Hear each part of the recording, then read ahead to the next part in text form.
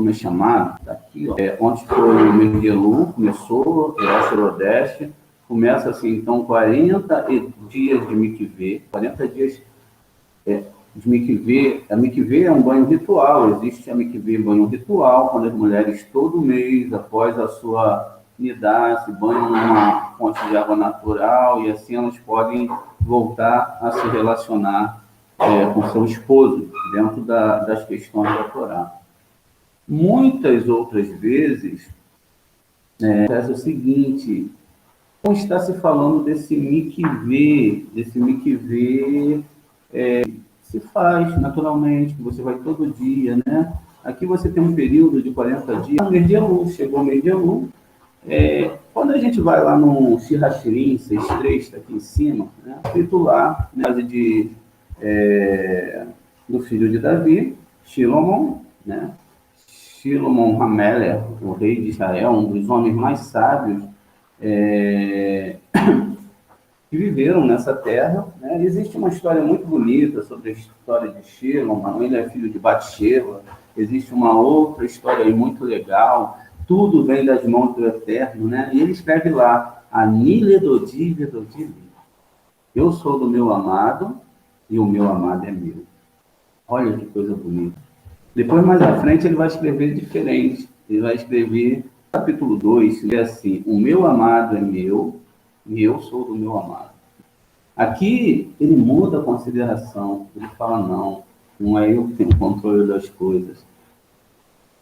Eu sou do meu amado e o meu amado é meu.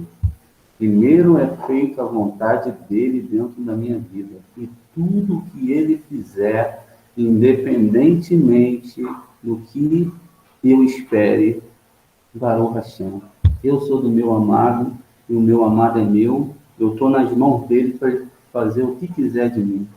Olha que bonito. Não é o que a gente quer, não é usar o Eterno como uma ferramenta, Baruch Hashem. Então, eu sou do meu amado e o meu amado é meu. Muitas vezes no Taná, a gente escuta, inclusive na Torá fala, na Parashá Re'ê, o conceito da questão. Essas 24 horas são essas 360 ceias de mikvê. O mikvê ele tem 360 ceias de água. E quando você faz a divisão nesses 40 dias, você tem 40 dias para fazer techuvá. É muita reza, muita busca para você baixar toda essa energia para que você consiga chegar nas outras festas. Aqui dentro do próprio texto, se vocês estão podendo ver aí, tem aqui um Aleph, eu tenho um Lamed, eu tenho um Vav e eu tenho outro Lamed, que é o mês de Elul, viu? Ele codificou o que ele estava falando aqui. Eu sou do meu amado e o meu amado é meu. Rosh Rodeste de Elul, 40 dias. Então, eu já tenho um mês aqui, eu preciso dos 40 dias. Eu tenho aqui, ó, Ani, o primeiro Yud, Vedodi, o segundo Yud, Vedodi, o terceiro Yud, e tenho Li, o quarto Yud. Então, eu tenho aqui, ó, 4 Yudim, ok? 4 Yudim, cada Yudim, ele vale a 10. Um Yud vale 10.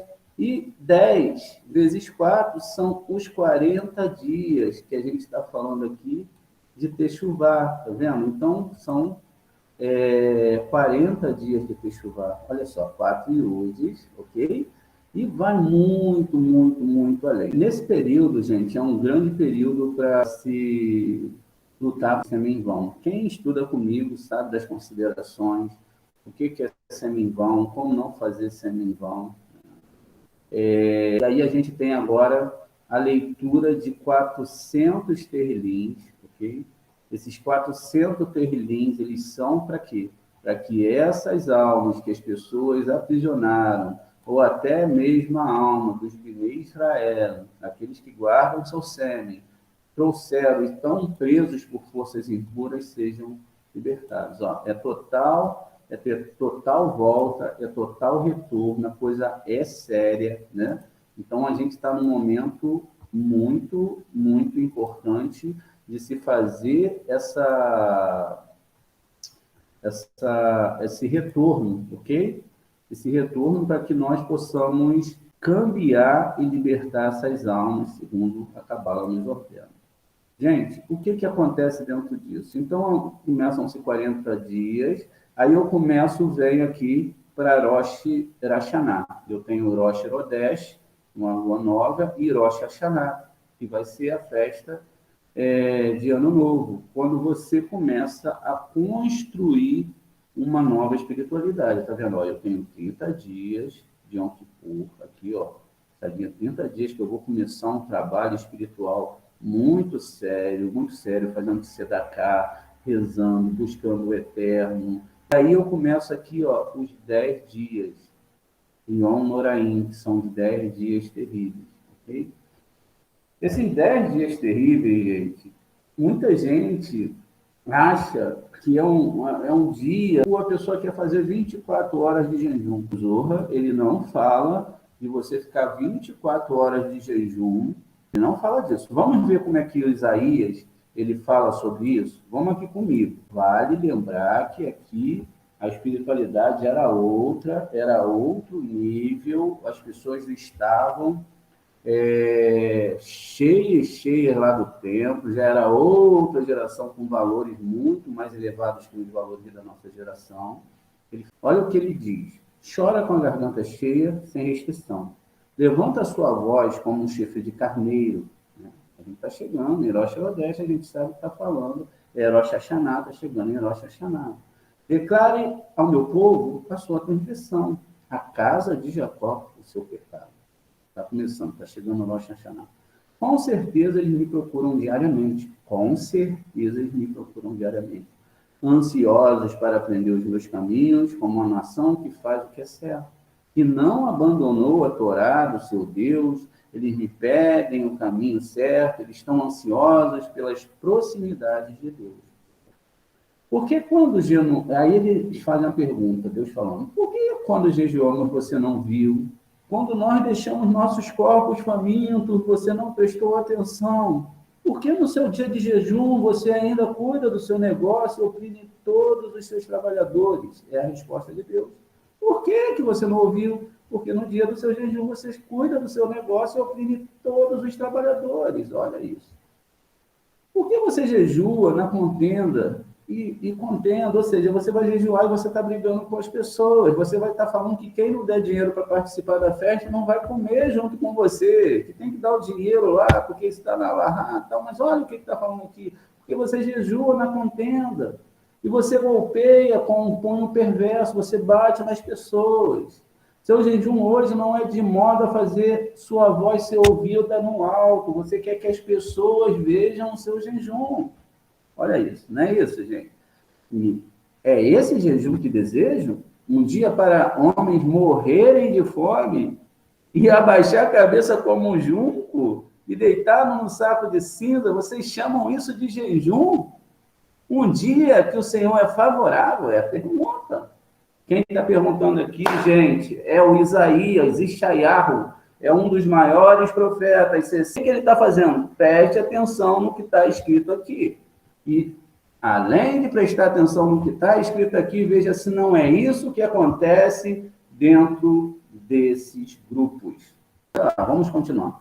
Não é este jejum que desejam desbloquear os grilhões da maldade e desamarrar as cordas do jugo para libertar o oprimido, para quebrar todo o jugo.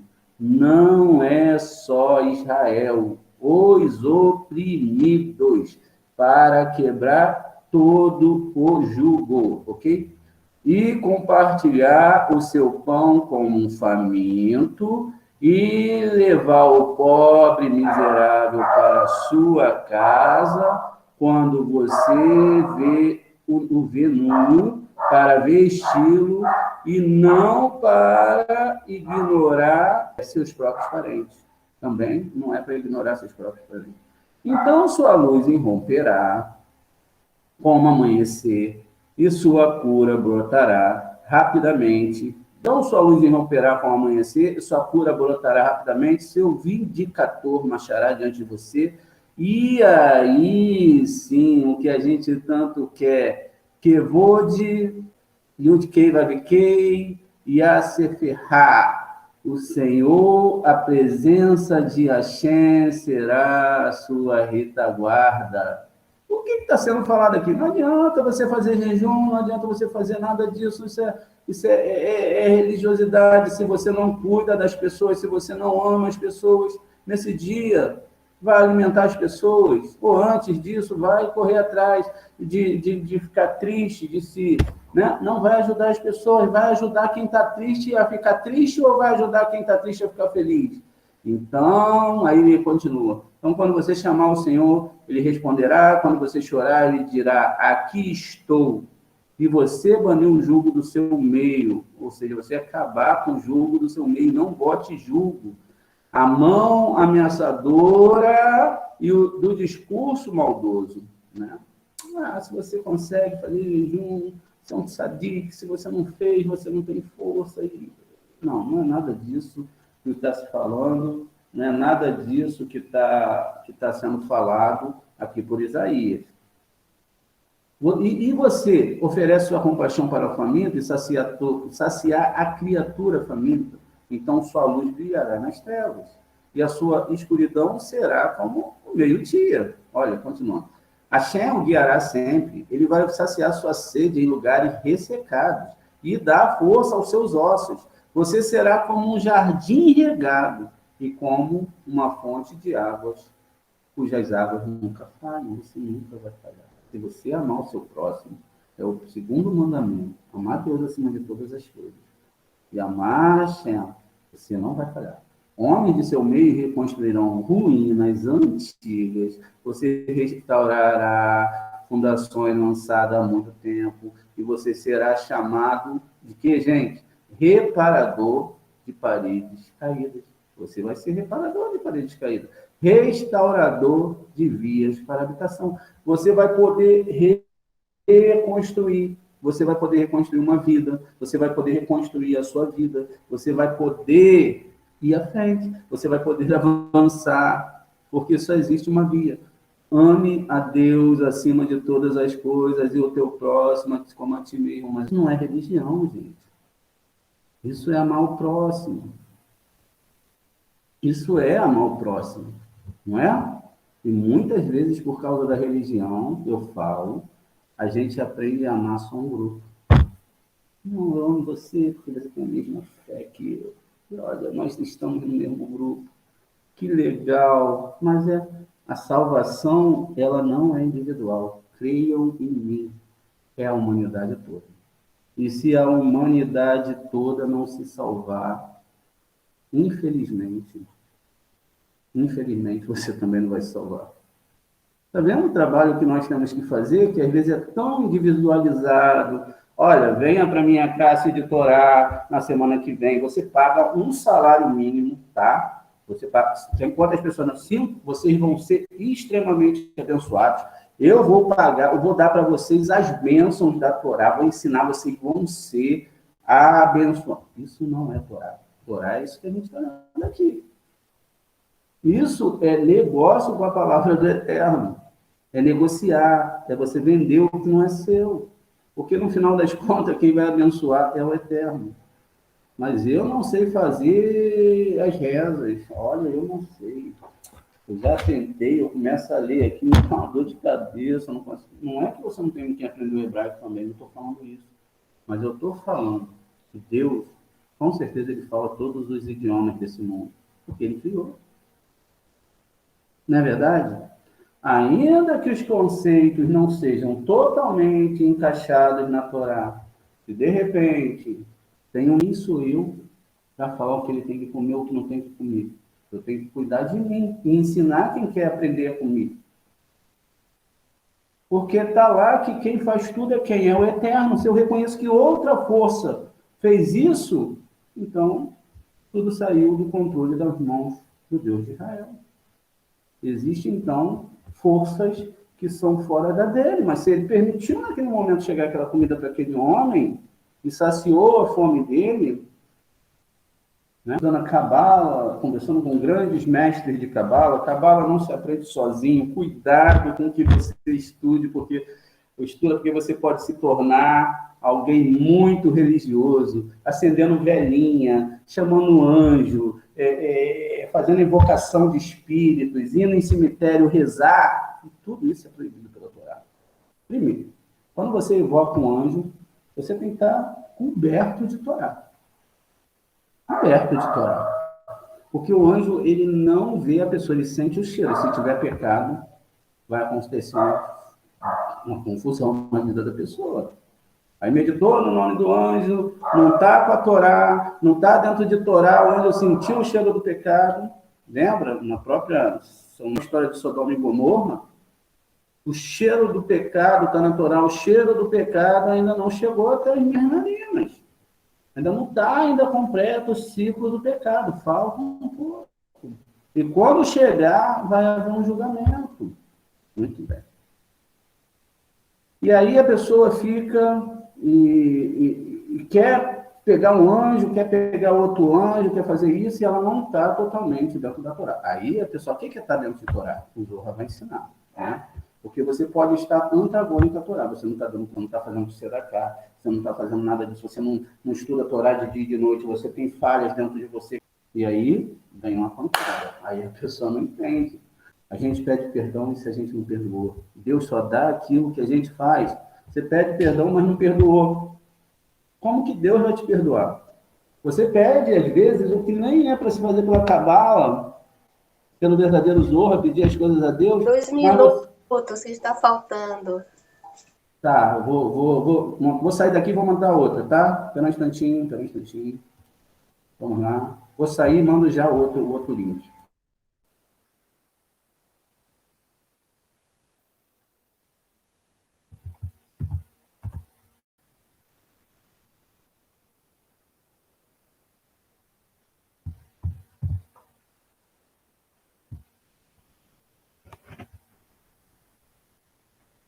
Shalom, vamos esperar o pessoal.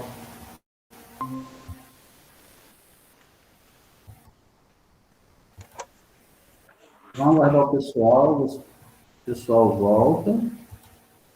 Aproveitar, mestre, para lhe desejar um feliz Dia dos Pais. A gente sabe que é todos os dias, mas muito obrigado. Feliz Dia dos Pais. Eu queria lhe dizer que eu recebo da sua parte, mesmo sendo mais velho que você, mas eu recebo da sua parte um carinho de pai, e lhe tenho essa consideração de pai, esse cuidado que você tem tido pela minha vida, na minha formação espiritual, esse alimento que você me dá a cada semana. Valeu, Hashem.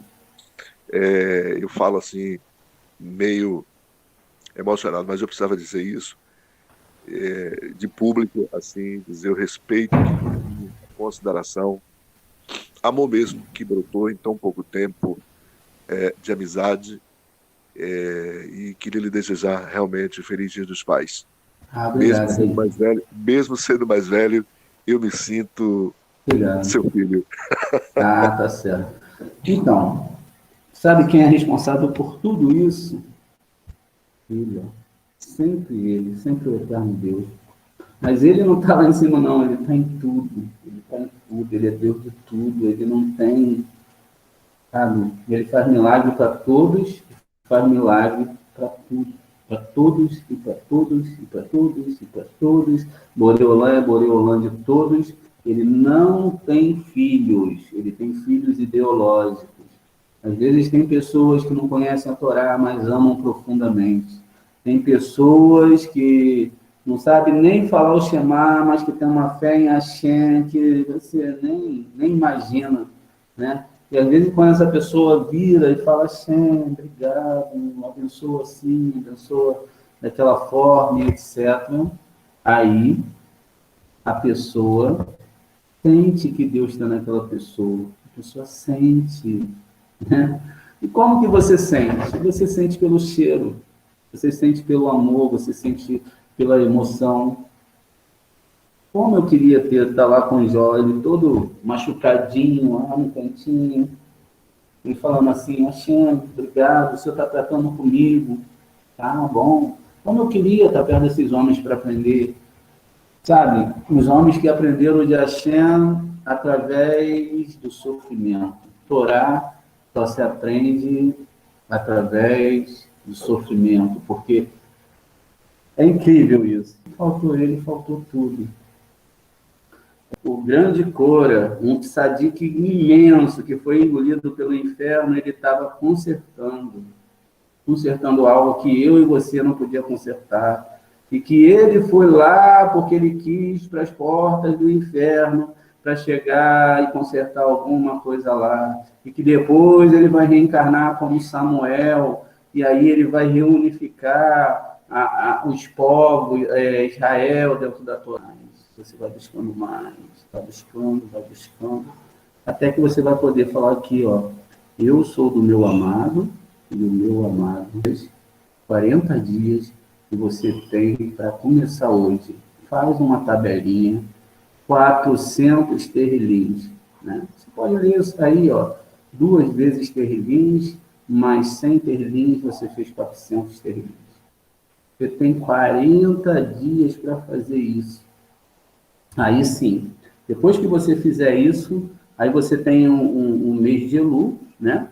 E o mês de Elu, quando você faz a gematria, ó, você tem a gematria aqui, 67. Aqui, gente, olha que bonito. Eu tenho o Aleph de 1, porque o Eterno é 1, né? Ele não é 2, não é 3, não é... Né? Ele é 1. Eu tenho o Lamed, que é o 30. Olha só que legal. Então, eu tenho 30 aqui, ó. 30. Olha que legal. Quer dizer, o último Lâmida também é 30, porque Lâmida é 30, tá vendo? Então, vamos lá. Eu tenho 61. Agora, eu tenho um VAV, ok? Olha como é que eles codificavam as coisas, olha, né? Ó, o VAV é 6. Logo, eu tenho 30 mais 30, 60, mais 6, 66, mais 1, 67, ok? Então, eu tenho 67. Esse 67 vai dar o quê? Ó, 6 mais 7, que vai dar, dentro de uma forma gemátrica, vai dar, olha só, 60 vai dar 13, ok? 13, todo mundo já sabe. O que é 13? Ahavá é amor. O que é 13? O que é 13? É Ahavá, amor. É também a palavra Errad, que o Eterno é 1, ele não é 2, ele não é 3, ele não se divide na sua consciência, ele não tem imagem, ele não tem tempo, ele não tem nada disso. Então, o Eterno é um só. Tudo foi ele que fez e tudo foi ele que criou. Por isso que existe as 13 regras de Maimônides, e que quando você vai fazer as brahás, deixa eu ver se eu acho aqui, gente, essa brahá nesse dia, a partir desse dia, né, no mês de Elu, no mês de Elu, esse tempo para vocês estarem buscando, né, estarem buscando a presença divina e se adoçando com a presença divina. Então, você tem 13 iudes lá, corresponde a esse mês de Elu,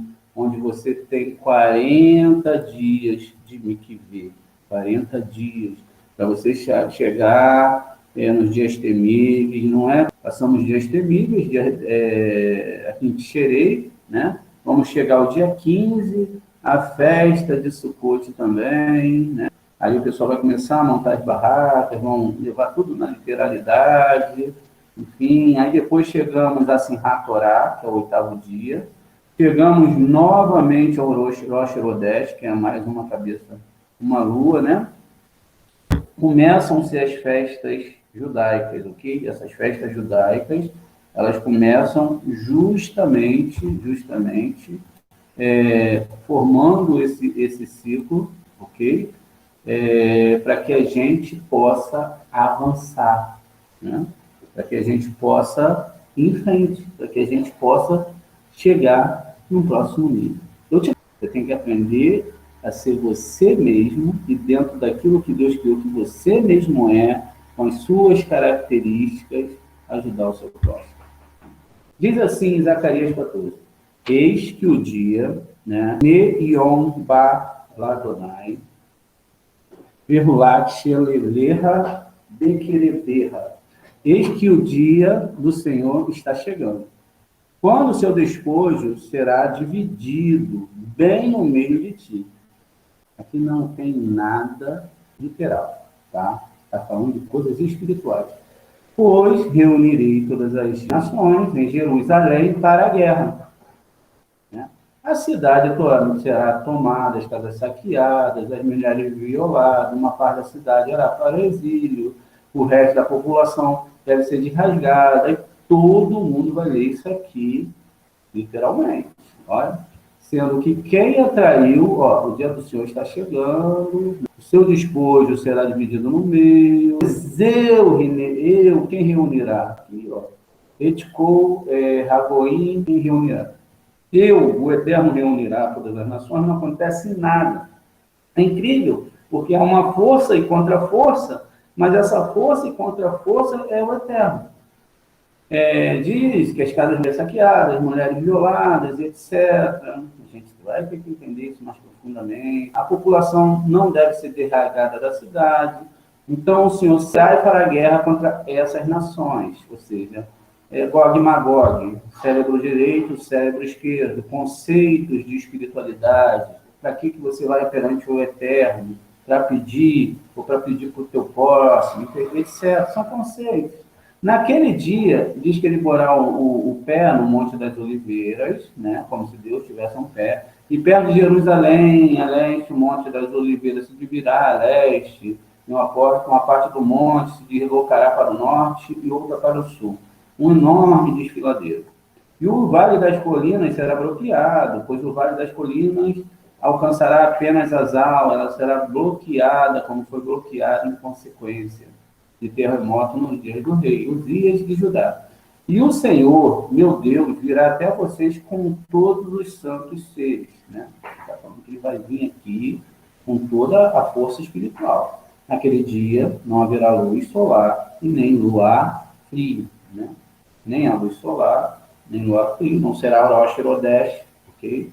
Não terá nesse dia, não terá o ciclo normal, mas haverá um dia contínuo. Somente o Senhor sabe, que nem dia nem noite haverá, né? A luz do entardecer. Aqui a gente está falando de forças espirituais, como a gente estudou nas aulas passadas, sobre as horas de reza, a hora que deve se acordar, a hora que se deve dormir. Né? Naquele dia, a água doce fluirá de Jerusalém, parte do mar oriental e parte para o mar ocidental. E verão no inverno, mas você tem que entender na Torá. Lá existem águas amargas, e existem águas doces. Águas doces é a presença do Eterno. Águas amargas já é um outro conceito. Vamos lá. O Senhor será rei sobre toda a terra. Naquele dia haverá um só, né? O Shemô Errado, né? Aqui ainda repete. Olha aqui, duas partes, duas vezes. Aqui em cima está repetindo o tetragrama uma vez, Vav-Rei ao contrário, né? Isso são jogos de palavras, o nome do Eterno está aqui. Aqui eu tenho duas vezes o tetragrama, quer dizer, a espiritualidade vai ser tão imensa que a gente não vai entender, né? Mais uma vez o tetragrama repetido aqui, Errade, o Shemô errado. E Yud-Kei, Vav-Kei vai ser um, tá? Todas as forças, tudo que falavam que eram deuses, etc., eles vão ter que, todo mundo, nunca mais a destruição será decretada em Jerusalém. Jerusalém não é um local no globo terrestre, tá? É todo o globo terrestre, sendo que Israel é um local especial dentro desse globo, mas todo o globo terrestre. Quanto aos povos que guerrearam contra Jerusalém e não contra o povo judeu, o Senhor os ferirá com esta espada. Sua carne apodrecerá enquanto estiverem em pé, seus olhos apodrecerão nas órbitas, suas línguas apodrecerão nas suas bocas. Gente, olha o que está dizendo aqui. A carne apodrecerá, todo mundo vai morrer, todo mundo vai ter que comparecer perante o Eterno, e nessa hora que a alma fica desnuda, né? Ninguém vai conseguir em pé ainda, né? Em pé, quer dizer, as pessoas vão começar a ser julgadas já antes desses 3 dias que são julgados no túmulo. Seus olhos apodrecerão nas órbitas, porque eles leram e não entenderam. E as suas línguas apodrecerão nas suas bocas, porque com o seu olho você vê e com a sua boca você discute. Você quer discutir com sábios de Torá, você quer discutir Torá, você quer, às vezes, ensinar a Torá, às vezes você quer fazer tudo, mas ainda não aprendeu, né? A gente ensina aquilo que a gente aprendeu. Naquele dia, um grande pânico da parte do Senhor cairá sobre eles. Cada um agarrará a mão do outro. E cada um dará também a mão de todos os outros. A sua mão contra todos os outros.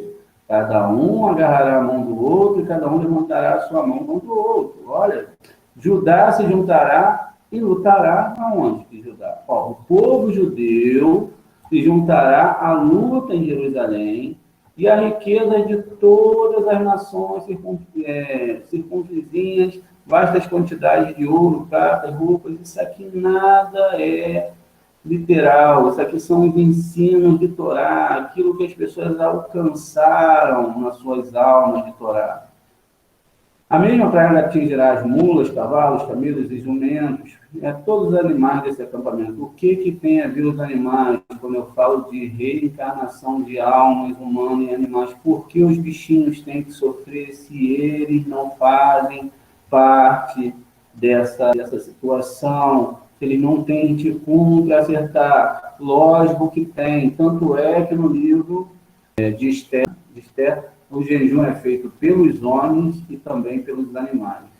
Todos os sobreviventes de todas as nações que vieram contra Jerusalém farão uma... Aí é que está, todos os que sobreviveram, todos os que conseguiram entender a Torá e que vieram contra Jerusalém farão uma peregrinação ano a ano para se curvar ao Rei Senhor dos Exércitos, para observar a festa de Sukkot. Está vendo aqui? Todas as nações, todo mundo, todas as pessoas vão fazer Shelosh e Regalim, que são as festas. Todo mundo. Não vai ser só o povo de Israel. Todo mundo vai passar por um tratamento. E aqui diz ainda, qualquer uma das comunidades da terra que não fizer a peregrinação a Jerusalém para se curvar ao Rei, Senhor dos Exércitos, não receberá chuva. Gente, Jerusalém aqui não é a cidade de Jerusalém, é um mundo espiritual. É um mundo espiritual, não é que todo mundo vai ter que ir para Jerusalém e fazer isso, não, eles vão ter que respeitar o calendário hebraico, eles vão ter que entender essa Torá, né? Aí diz aqui, no entanto, se a comunidade do Egito não fizer esta peregrinação, por que está se falando aqui do Egito? Não será visitada pela mesma aflição que o Senhor ferirá as outras nações.